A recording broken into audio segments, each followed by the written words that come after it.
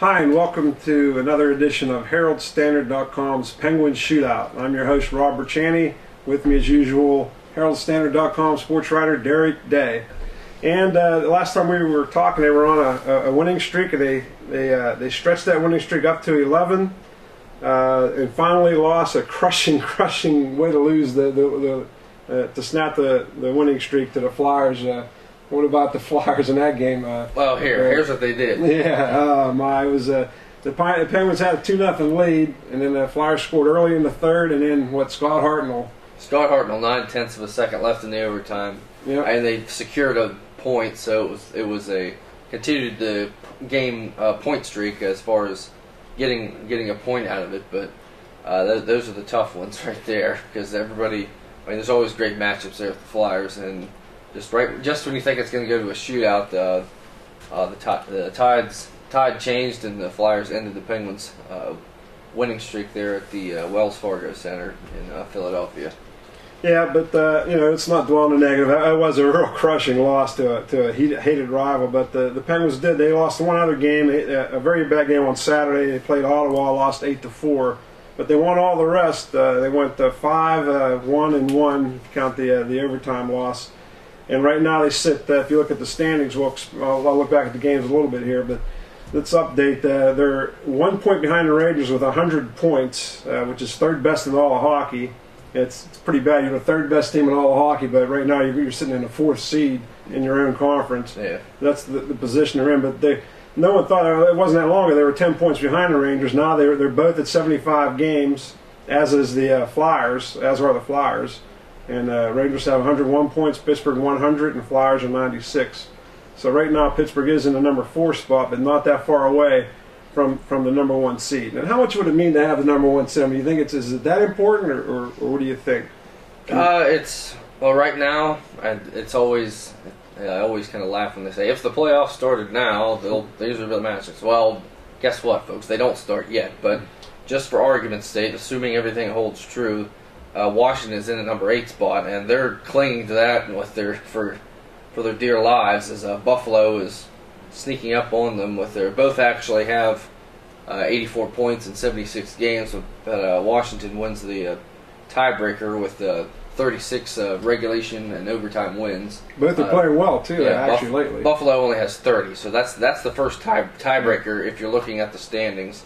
Is what they call the row column. What it looks like on there stands for regulation and overtime wins. Yeah. So that's really also comes into play with the Penguins a little bit, because the Rangers have a lot more wins in regulation and overtime as well, 43, and the Penguins have 38. So just something to keep in mind, where tying the Rangers isn't going to do them any good because they lose out in the tiebreaker. Right. If they sit at 4, then we're looking at the Flyers in the first round. Is that something that you really want to try to avoid? Would you rather be number 1 and face maybe a hot Washington team than the Flyers? I would say for sure. Yeah, Philadelphia's always tough in the playoffs, and really up until a few years ago, it was a matchup every Penguin fan hated to see, because I didn't even realize it myself until looking it up not too long ago. The Penguins had never beaten the Flyers in the postseason until 2008. So they've only played each other in the playoffs twice, the 08 and 09. Mm-hmm. And all those other previous years, the Penguins came up short against the Flyers. So it might seem like fun to play the Flyers in the playoffs now, but just remember it wasn't too long ago when that was the nightmare matchup for the Penguins. And like I said, as far as right now, Washington, they've had an enormous amount of success against the Capitals in the playoffs. I believe they've only lost one playoff series, I think, in like 92 or 3. Or what, 92? It was 94, I believe. Yeah. So that's something to keep your eye on. But they have had their number. But Ovechkin's been playing well. I think Ovechkin was the number 3 star the past week, but of course the number 1 star was some guy named Evgeny Malkin. The other guy in the country, Russian. He continues to streak, and Malkin now a 10-point lead in the points race. Quickly, let's go over the games that we missed in the past week. Thursday, March 15th, a very impressive win over the Rangers, 5-2. Well, not that impressive because Lundqvist was out, Callahan was out. The Rangers were a little bit shorthanded in that game, and the Penguins did what they had to do on the road. and got the win over the Rangers. That was when Crosby came back, right? That's right. Crosby was back that game, and again he's averaging about 2 points a game since he came back, and the next game against the Devils, Penguins a good effort, 5-2 victory. Then that Flyers loss, as we talked about. Then the Winnipeg Jets game, a game I actually attended with my family, 8-4, tremendous game. Often you don't get to see 8 goals very often, but very entertaining. And let me just tell you that one thing there's a couple things I want to talk about. One is if you've never been to the Consol Energy Center, it's a beautiful place. It's so much nicer than the Civic Arena. It's bright and open and lit, and just a beautiful place. And of course, the prices are pretty more expensive than the Civic Arena. We were in 200 level. It was about $80 a ticket.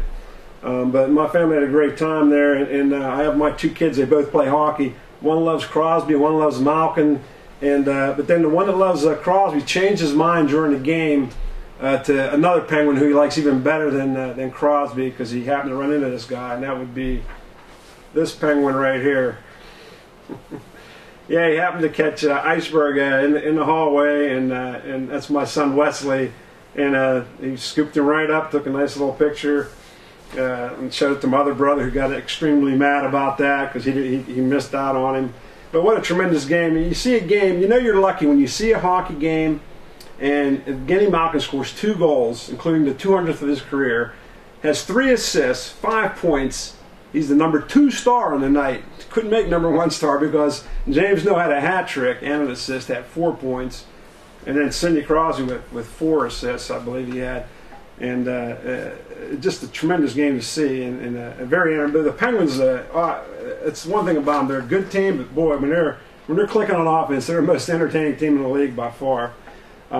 Anyhow, they win that game, and then they had a 5-1 win over the Predators. Very impressive. They had the bad game against the Senators. We talked about 8-4. Just an off night, a bad game. Thiessen was in goal. Didn't look very sharp in that game. They bounced back Sunday night and win a 5-2 over the Devils again. Another 5-2 victory. So they're on a nice roll right now. And we talk about Malkin a lot, but I got a stat here I got to throw at you because I know you're a big Fleury fan as I am. I mean, we think he's underrated. This is Marc-Andre Fleury. A couple stats on him. Since February 15th, he has suffered 1 regulation loss. If you go back to January 11th, we're like March 27th right now, or 6th, 26th when we tape this. He's had 2 regular season losses since January 11th. And since that time, he's 22, 2, and 2. That's his record. And in 17 of those games, he's allowed 2 or fewer goals. So, I mean, you talk about MVP of the league, Evgeny Malkin, and heck, he might even be the MVP of the team the way Fleury's playing, because Fleury, he faces a lot of quality shots.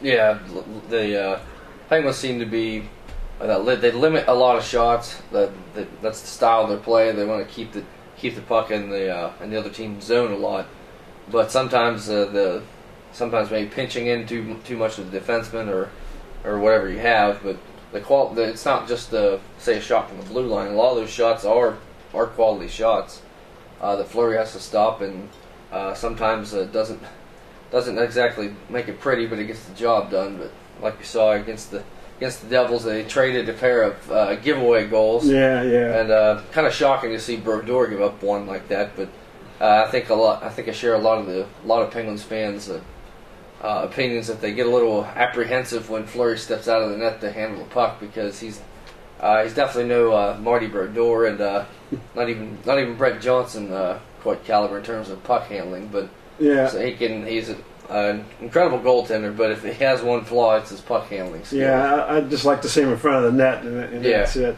Another player, we talk about MVPs of the team. This guy's probably not an MVP, but we have a player up for an award that the Penguins nominated. You want to talk about that a little bit? Yeah, the Pittsburgh Hockey Writers Association, just as any other club or a city with an NHL team, they each nominate players for certain awards, and this year the writers nominated Matt Cook for an award. It's the Masterson Award, given to the player showing dedication to the game and all that type of that type of award because Matt Cook, let's face it, he changed his game completely around from after having 3 consecutive years in Pittsburgh with over 100 penalty minutes and numerous suspensions. In fact, one could argue that suspension might be, at the end of last year, might have been the reason they lost in that first round. Yeah. He missed 10 games and was out or suspended for the first round of the playoffs, which the Penguins lost, of course, in 7 games. And, of course, they already without Crosby and Malkin. But nonetheless, Matt Cook vowed to change his game in the offseason, and which to this point it looks like he has. Through 75 games, or however many he's played, I'm really sure he has 37 points and just 34 penalty minutes. Yep. And he's really come alive ever since Crosby came back, with Crosby skating on that line with him and Tyler Kennedy. He's racked up quite a few points, and it's pretty easy to put the puck in the net when you have somebody feeding you the puck like as high caliber as Crosby. Yep, and Crosby, I guess Sullivan just recently got hurt too.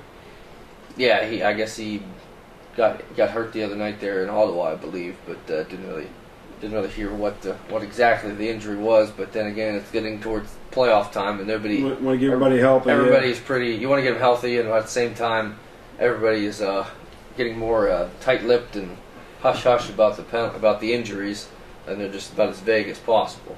But that put Crosby yesterday was on the line with Dupuis and Cook.